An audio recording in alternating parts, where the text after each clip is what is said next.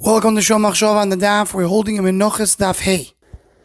The Gemara Namud Aleph brings the concept that is mentioned many times throughout Shas by the Rishonim.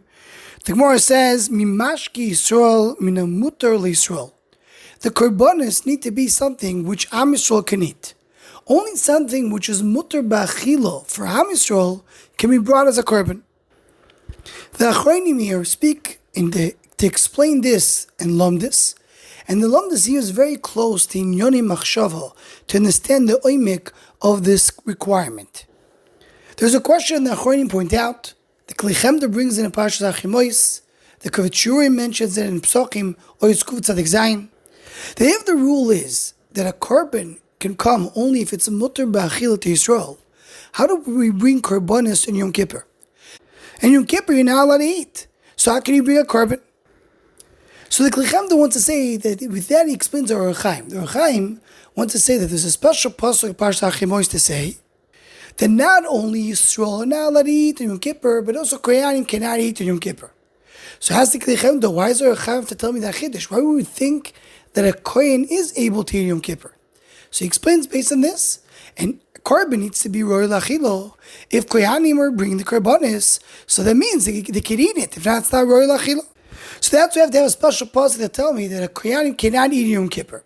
Klichemda himself says not such a big question, because Gemara tells us in our daf, that's the mitzvah. Mitzvah subikach. The Torah tells you the mitzvah Yom Kippur is to bring korbanos. That means even if you can't eat it, there's still a mitzvah to do it. The Kavitchurim answers that in Yom Kippur the meichel is not osur. The food itself you can eat. It's just the day is oyser. It's not a problem in the food, it's a problem in the day. And therefore it doesn't have the din in Mashki Yisrael. Why should it not have the din? Because if the fact you can't eat is because of the day, not because of the food. So this, as the Kilsyanka points out, goes into a big Chakirah of the Achronim.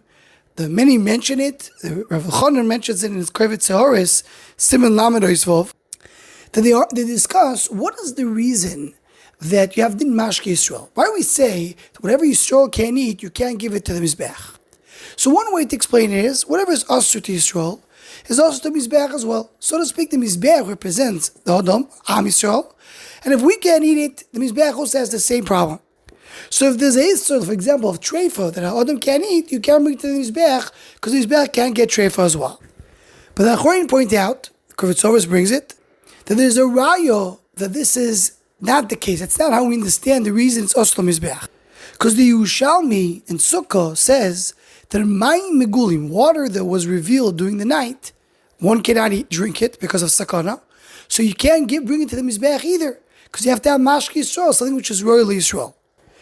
If the pshat is that whatever I can eat, the same isser that Adam has, Mizbeach also has, that will not apply to mayim megulim. Mayim megulim is not an isser be'etzim.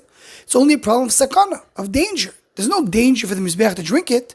So if a person, he knows he's immune from the venom of a snake, he could drink mayim megulim. The Mizbeach is immune. Mizbeach won't get sick from mayim megulim. So why can you bring the mayim megulim to the Mizbeach? So from here, the Kavitzaris and other Achronim point out, you see from here that the reason the Mizbeach has to have only something which is mutar Yisrael is because it's not proper that something that Yisrael can eat, he will bring to the Mizbeach. Not because the Mizbeach has its own Isser. Just whatever is Asur to Yisrael should not be brought to the Mizbeach. Another right to that, the Kilsyanka brings from our Sugya, that the Gemara tells us, if it's Mechusas Zman, the boy Bayar, anything will be mutar later today, you could bring to the Mizbeach.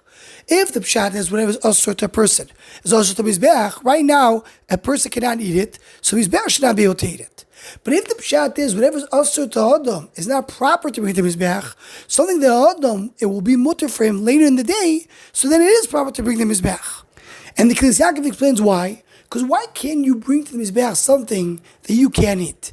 Because it's a bizayin. It looks like the leftover. I can't eat it, so I'll give it to Mizbeach instead. It looks like a cap out.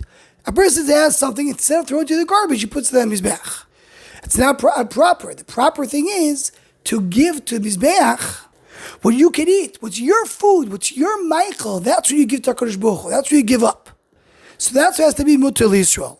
And you may, if it's something which will be good for me today, and give it to Mizbech, it doesn't look like something improper. And it says that the Kilas Yaakov, that's the pshat in the Krevet Shurim. If the meichel itself is mutar, The only issue is that today's Yom Kippur, I can't eat it. So it's not a problem in the food itself. So then even though one cannot eat it, you can give it to the Mizbech. Because the reason why you can't get the Mizbech is not whatever is also to Yisrael is also to Mizbech. Whatever is also to Yisrael is improper to give it to Mizbech. But that's only if it's a psul in the food itself. So it's improper. But the food is a good food. Just today is something you can't have, so then Yom Kippur you can bring it to the Mizbech. And this whole Ma'alach, the Kriyas Yaakov, really gives us the taste of what does it mean. You have to give to the Mizbech food that is proper for Adam to eat. That's the right way to be makriv a korban to HaKadosh Baruch Hu. Anyone who wants to sponsor or join the Shor Machshava Shiurim, please email shormachshava@gmail.com.